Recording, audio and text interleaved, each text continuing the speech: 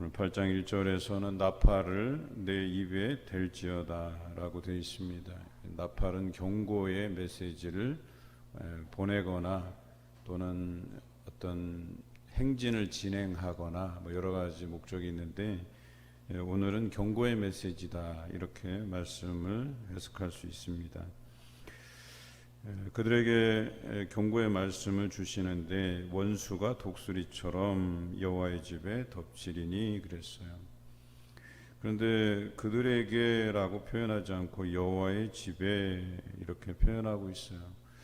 그들은 자신들이 하나님의 언약의 백성이라고 생각하고 자신들은 하나님께서 영원히 보호해 줄 것이라고 여기고 자신들이 방종하고 회개하지 않는 삶에도 마냥 그냥 하나님께서 우리 편이 되어 주시는구나 생각하고 방심하며 또 하나님의 그 율법을 범하였다고, 또 하나님의 약속을 어겼다고 오늘 1절은 기록하고 있습니다. 하나님께서 그들을 지으시고 그들을 택하신 백성으로 삼아주신 것은 만민들에게 하나님의 살아계심을 드러내기 위해서 세우신 백성이거든요. 그러니까 하나님의 그 약속하심을 잘 지키고 또 그것으로 인해서 그들이 번성하고 땅을 기업으로 받고 형통함을 얻어야 되는데, 오히려 그들은 그 형통함의 방향을 잘못 설정한 것이죠. 결과적으로 나라가 나뉘게 되고 남북으로 갈라지고 지금은 북왕국, 또 마지막 절에는 남왕국에 대한 이야기까지 겸해서 하고 있지만, 그들이 그 하나님의 약속을 어기고 주신 율법, 하나님의 말씀을 어기는 사례가 발생하고, 심지어 가나안의 신들을 섬김으로 인해서 형통이 하나님께로부터 오는 것이 아니고 바알 신에게서 오는 것, 아세라 신에게 오는 것으로 생각을 한 거죠. 그래서 풍요의 신 바알에게 구하고 다산의 신 아세라에게 구하는 이 어처구니 없는 일들을 그들이 범하였다라고 하는 것입니다. 그래서 오늘 그 원수가 독수리처럼 여호와의 집에 덮친다라는 표현이, 그들이 믿고 섬기는, 그런데 진정으로 그 마음에는 하나님이 없는 그저 허울뿐인 제단, 혹은 남유다로 하면 예루살렘 성전 이렇게 나중에 표현할 수 있겠죠. 그러니까 그들이 제단을 쌓아봐야 소용이 없는 거예요. 처음에는 하나님을 섬기려고 제단을 쌓았지만 어때요? 거기에다 우상 제물을 바치고, 또 그들이 사마리아에 송아지, 금송아지들을 세우고, 그러니까 엄청나게 잘못을 그들이 저지른 것을 알지 못하고 있는 거죠. 그런데 마음으로는 여전히 내가 하나님의 백성이지, 내가 하나님을 믿지 라고 생각하고 있는 거예요. 실제로 그들의 행동은 하나님을 섬기고 그 언약의 백성으로 살아가고 말씀대로 살아가지 않으면서 여전히 입으로만 하나님을 시인하고 있는 거예요. 2절에 보면 그들이 장차 내게 부르짖기를 나의 하나님이여 우리 이스라엘이 주를 아나이다 하리라. 그러니까 원수가 들이닥치니까 그제서야 우리가 하나님의 백성입니다, 우리가 하나님을 압니다, 이렇게 고백하고 있다는 거예요. 여러분, 이건 때늦은 회개라고도 볼 수 없는 거예요. 이건 진정한 회개가 아니라는 거예요. 그냥 입술로만 떠버리는 거예요. 그들이 하나님께로 돌아오기 위해서는 그 우상 제물들을 다 폐하고 이제 올바른 하나님의 그 율법 말씀을 제대로 지켜가면서 하나님 앞에 나와야 되는데, 그냥 당장 이 어려움을 어떻게든지 해결하기 위해서 하나님 예전처럼 하나님께서 원수들의 손에서 우리를 구해 주신 것처럼 이번도 하나님께서 구해 주실 것을 믿습니다, 이렇게 얘기하는 거예요. 그들의 행위가 과거와 지금의 모습이 완전히 다름에도 불구하고 자신들의 처지는 생각하지 않고 하나님이 여전히 우리 하나님이시니까 우리를 구해달라는 거예요. 말도 안 되는 거죠. 삶에서 우리가 그렇다는 거예요. 입술로는 하나님을 섬긴다고 하고 예수 그리스도를 믿는다 하면서도 행위는 그렇지 않다는 거예요. 그래놓고 어려움만 당하면 하나님 앞에 기도하는 거예요. 제가 하나님 섬기잖아요. 예수님 믿잖아요. 그런데 행동은 그러지 않은데 내가 그 행동을 돌이키고 회개하고 하나님 앞에 바꾸어 가고 그런 어떤 노력들이 있고 서야 하나님 앞에 그런 회개도 진정성이 있는 것 아니겠어요? 회개의 진정성이라고 하는 것은 기도하는 행위에 있지 않고 우리의 행위 자체를 하나님께 돌이키는 데 있는 거예요. 그런데 말로는 기도한다고 하면서 내 행동은 여전히 과거와 다르지 않아요. 그냥 늘 하나님은 뒷전이고 내가 매일 말씀도 묵상하지 않으면서 또 하나님 앞에 여전히 기도하지 않다가 삶의 어려움을 겪고 나서야 그냥 넙죽 엎드리는 행위로서는 이게 오늘 북왕국 이스라엘이 하나님께 책망받는 그런 응답을 받을 뿐이다라고 하는 것이죠.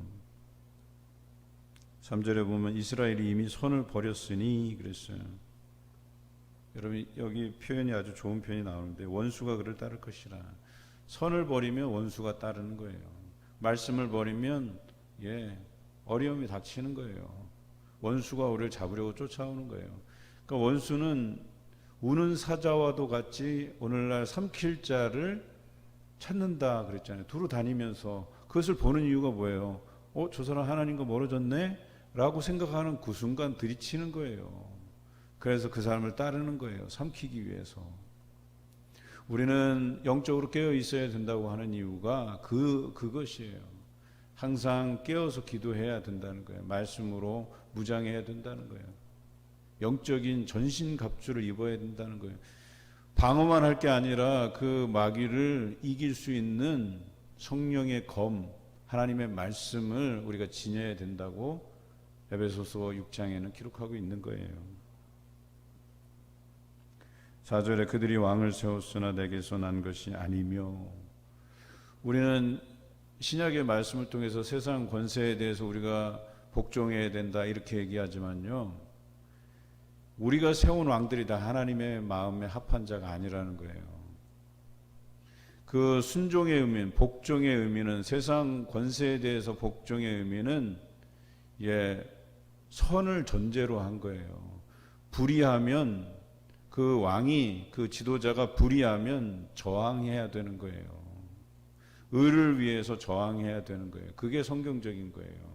오늘 말씀에도 나와 있잖아요. 그들이 왕을 세웠으나 내게서 난 것이 아니며 그들이 지도자를 세웠으나 내가 모르는 바이며 라고 되어 있어요. 지도자가 종교가 어떻든 간에 초월적인 존재인 하나님을 두려워할 줄 안다면 바른 길로 가야 되고 바른 것을 말해야 되고 정직한 것을 향해서 가야 되거든요. 그런데 세워진 대통령이든 지도자든 그 하나님의 의를 두려워하지 않으면, 하나님을 두려워하지 않으면 그것은 결국 하나님에게 외면받고 또 하나님께서 내가 모르는 바다라고 치부해 버리신다니까요. 역대 대통령 중에 잘못하고 하면 세상에서 법정에 세워지기도 하고 깜빵에도 가잖아요. 그런 세상이잖아요. 심지어 모든 것을 의롭게 판단하시는 하나님이 그 심판 안 하시겠어요? 은 금으로 자기를 위하여 우상을 만들었으니 결국은 파괴되고 말리라. 그래요. 그들이 결과적으로 어때요? 자신의 이익을 따르고 우상을 따르고 미신을 따르고 하나님께서 파괴하시겠다고 말씀하시잖아요.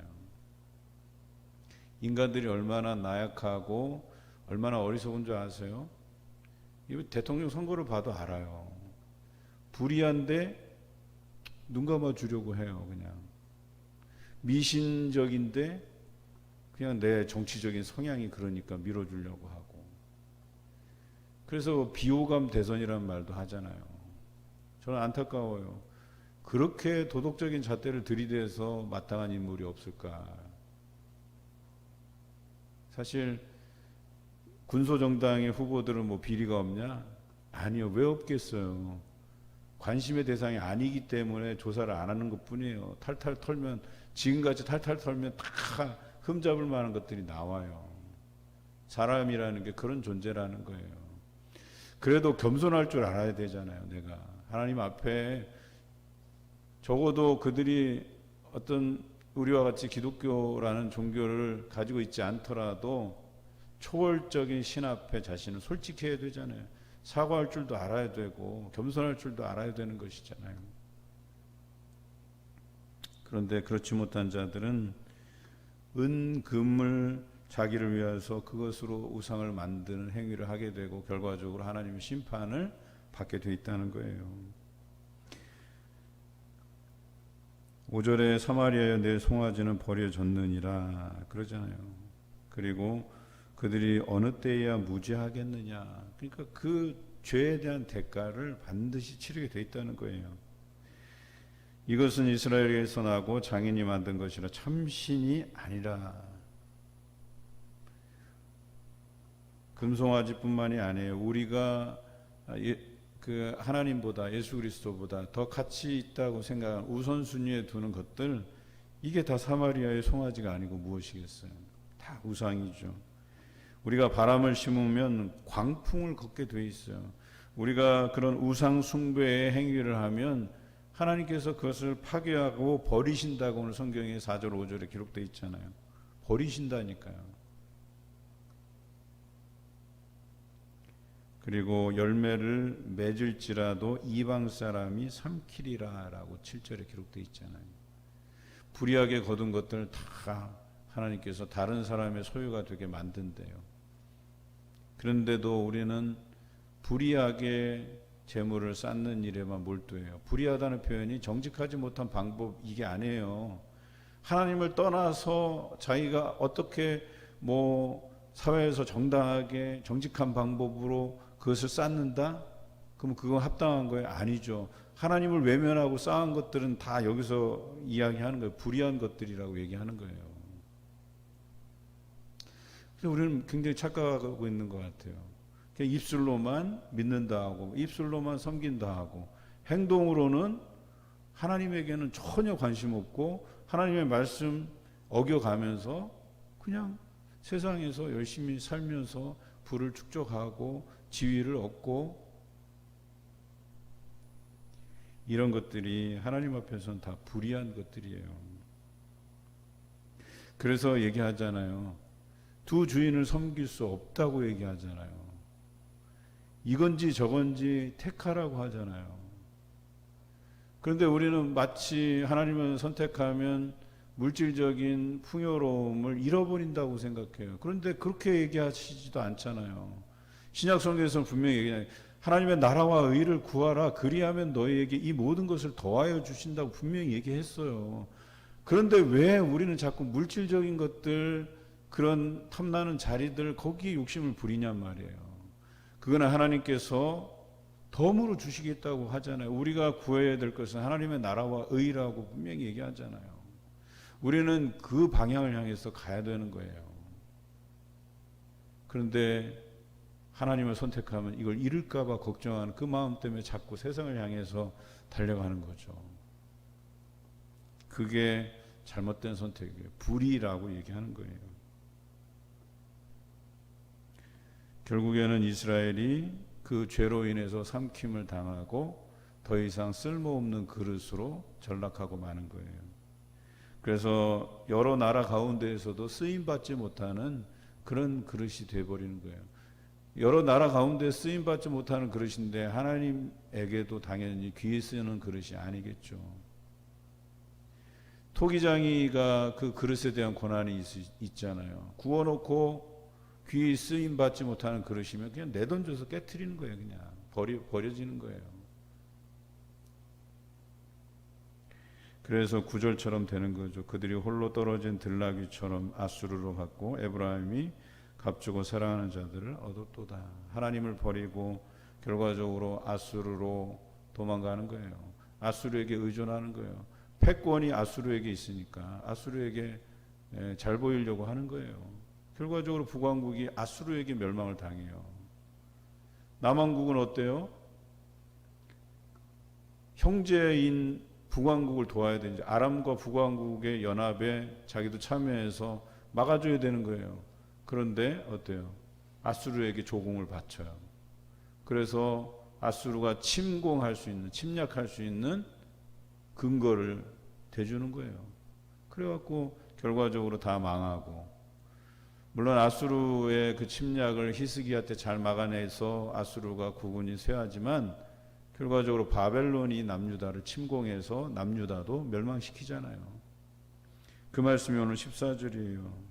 이스라엘은 자기를 지으신 이를 잊어버리고 왕궁들을 세웠으며 유다는 견고한 성읍들을 많이 쌓았으나 내가 그 성읍들에 불을 보내어 그 성들을 삼키게 하리라. 그러니까 남유다는 예루살렘이 견고한 요새처럼 지어졌기 때문에 이것을 믿고 있었던 거예요. 그런데 어때요? 다 허물어지죠. 하나님의 성전도 무너지고 성벽도 무너지고.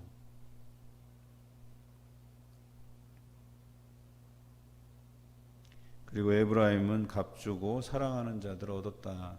그러니까 다른 나라들을 의존했다 이거예요. 값주고 돈 주고 조공을 바치고 그 나라가 자기네들 좀 보호해 달라고. 그런데 결과적으로 그들에게 삼킴을 받죠. 에브라임이 이스라엘 지파를 대신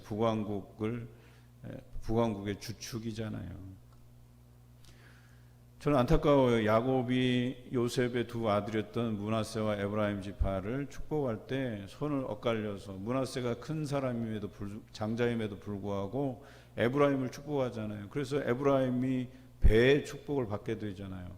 그래서 12지파 중에서 강력한 지파가 돼요.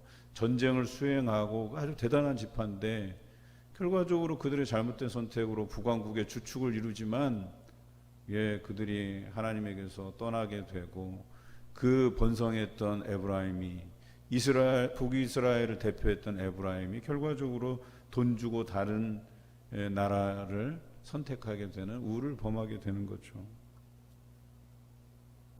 10절에 그들이 여러 나라에게 값을 주었을지라도 이제 내가 그들을 모으리니 그들은 지도자의 임금이 지워준 짐으로 말미암아 쇠하기 시작하리라. 잘 생각해 보세요. 분명히 북이스라엘이 조공을 바치고 아수르에게 빌붙으려고 했지만 결과적으로 그것이 위협으로 돌아왔잖아요. 뒤늦게 남유다에게 도움을 청하지만 남유다도 똑같이 또 거기다 조공을 바치고 서로 잘못하는 거예요. 그러니까 결과적으로 하나님께서 아수르를 심판의 도구로 삼으신 거예요.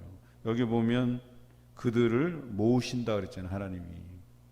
그러니까 결과적으로 그들이 의존하려고 했던 그 나라를 하나님께서 심판의 도구로 오히려 사용해서 그들을 치게 만든 거예요. 아수르가 자고하고 교만하고 그래서 남왕국도 집어삼키겠다고 왔다가 히스기야 왕 때 히스기야가 하나님께 의존했어요. 처음에는 이사야 선지자의 말을 듣지 않았어요. 애굽을 의존하려고 했는데 그래도 그 이사야의 그 선지자의 말을 듣고 하나님께서 이걸 요구하시는구나. 그래서 하나님을 의존하게 되면서 하루아침에 그 아수르의 군대가 다 시체가 되어버리잖아요. 여러분, 이방인이든 하나님께서 선택하신 백성이든 아차하는 순간에 하나님의 심판의 대상이 된다는 거예요. 우리 크리스찬은 그렇지 않은가요? 우리가 그냥 교회 설렁설렁 다닌다고 해서 그냥 나는 성도니까 하나님의 보호하심을 받을 거야. 여러분 방심하시면 안 돼요. 오늘 말씀에서처럼 하나님을 뒷전에 밀어넣는 순간 원수가 우리 뒤를 쫓는 거예요. 사단이 우는 사자와도 같이 우리를 삼키려고 하는 거예요. 그래서 깨어 기도할 필요가 있다는 거예요. 에브라임이 죄를 위하여 제단을 많이 만들더니 그 제단이 그에게 범죄하게 하는 것이 되었다 그랬어요. 처음에는 하나님께 제사 드리려고 제단을 만들었겠지만 결과적으로 우상을 섬기는 일에 사용되고 그것으로 인해서 하나님 앞에 죄를 범하게 되는 것이죠. 또 내가 그를 위하여 내 율법을 만 가지로 기록하였으나 그들은 이상한 것으로 여기도다. 율법이라고 하는 것은 지금 이제 신약 시대에 와서 그것이 이제 구원의 도구가 아닌 그들의 죄를 살피는 몽학 선생과 같은. 그래서 내가 이 율법을 다 지킬 수 없네. 나는 부족한 사람이네. 나는 죄된 사람이네. 이런 걸 알게 하는 그런 도구로서 사용되잖아요. 그래서 사실 율법이 그래서 유익한 것들이에요. 말씀이 우리에게 유익을 주는 이유는 그것을 천천히 지켜보니까 내가 말씀대로 못 살았네, 내가 죄인이네, 날마다 회개하면서 더 가까이 하나님께 나아가기를 힘쓰는 도구가 돼요. 그런데 어느 순간에서 이런 것들이 내게 부담으로 온다는 거예요. 그래서 이상한 것으로 여겼다는 게 뭐냐면 그 말씀이 나를 살리는 말씀이고 내가 죄된 길로 가는 것을 예방하는 그런 도구가 아니라 부담스럽네. 내가 하루마다 이렇게 묵상하는 말씀들을 부담스럽게 여기는 짐이 되어져 버린다는 거예요. 이상하게 여겨져 버리는 거예요. 결과적으로 이게 우리가 심판의 그 길로 달려가는 그런 지름길이 되어버린다는 거예요. 그 하나님의 말씀을 저버렸을 때, 율법이라는 도구가 이상한 것으로 전락할 때. 내일부터 사순절이 시작돼요. 우리가 매일 말씀 묵상 자료를 구역을 통해서 전달을 할 거예요. 그것을 가지고 묵상하셔야 돼요. 그리고 그 말씀이 여러분의 중심에 있어야 돼요. 내 삶이 하나님을 떠나가지 않도록, 또 하나님을 뒷전으로 밀지 않도록, 하나님을 배반하지 않도록 나를 쳐서 복종시키고 회개할 부분들을 회개하고 그런 도구가 되어야 된다는 거예요.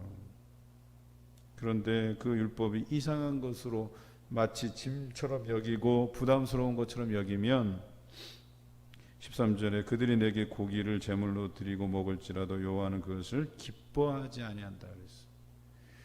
하나님의 말씀을 우리가 묵상하고 즐거이 여기지 않는데 우리가 제사 드린들 하나님께서 그걸 받으시겠냐라고 하는 거예요. 매일같이 말씀 묵상하는 삶이 없이, 기도함이 없이 그저 주일날 한번 나와서 예배드리는 것만으로 하나님이 기뻐 받으실 만한 예배가 되겠느냐라고 하는 겁니다.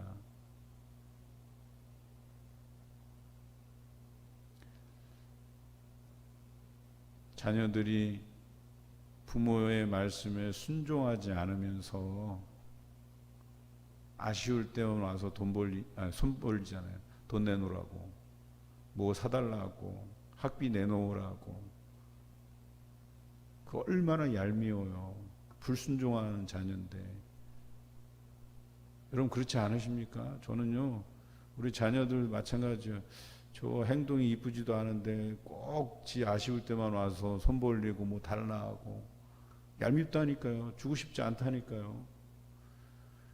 부모에게 순종하고 말씀대로 잘 이행하고 그 기대를 저버리지 않고 살아갈 때 없는 살림이라도 뭐라도 내가 이렇게 후원하고 지지하고 그런 거 아닙니까?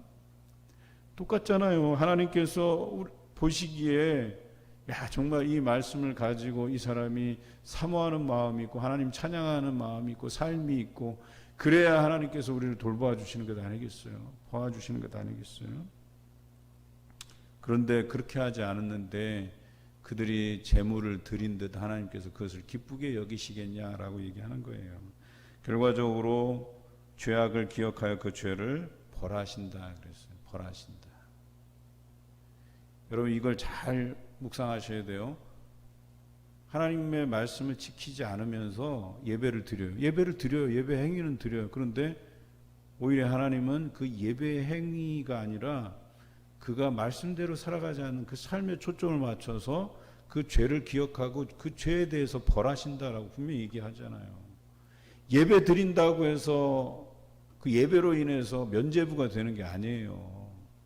삶이 문제라는 거예요. 삶이. 결과적으로 어때요? 그들은 애굽으로 다시 가리라 그랬어요. 그러니까 그들이 어려우니까 예배의 행위로서 나 하나님의 백성이야 라고 하는 것만 인증하려고 하는 거예요. 그런데 하나님께서 오히려 벌하셔요. 그러니까 어려움이 더 가중되니까 어떻게 다시 뭔가 세상을 향해서 내가 의존할 것이 없나 하고 애굽으로 가버려요. 이게 우리 인간들의 심정이라니까요. 얼마나 어리석어요. 우리에게 그 죄에 대한 대가를 물으시면 내가 잘못했다고 회개하고 벌하시면 받아야죠. 달게 받아야죠. 인내로서 받아야죠. 그리고 하나님께 계속 회개해야죠. 다시 말씀으로 돌아가야죠. 그런데 어이구 기도해도 뭐 안 들어주시네. 어려움은 더 가중되고 그럼 치워버리고 내가 또 다른 세상적인 방법을 향해 가고 다른 방법을 강구하고 되겠냐고 말이에요. 그게 안 된다는 거예요. 그게 결과적으로 이스라엘은 자기를 지으신 이름을 잊어버리게 되고 또 자기 자신의 왕궁들을 세워요. 또 유다는 견고한 성읍들에 의존하게 돼요. 결과적으로 다시 하나님께서 그것들을 다 거두어 가시는 거예요.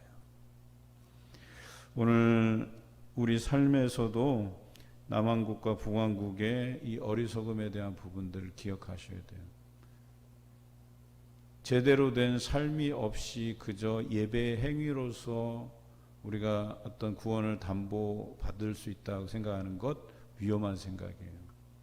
하나님의 말씀 묵상하고 또 비추어 보고 회개할 것들을 회개하고 그 말씀대로 순종하며 살아가면서 그것이 연장선상 안에서 예배드리는 삶으로 옮겨져 와야 하나님께서 기쁘시게 받으시는 예배가 되고 하나님께서 우리의 산성이 되시고 방패가 되시고 우리의 보호자가 되시는 거예요.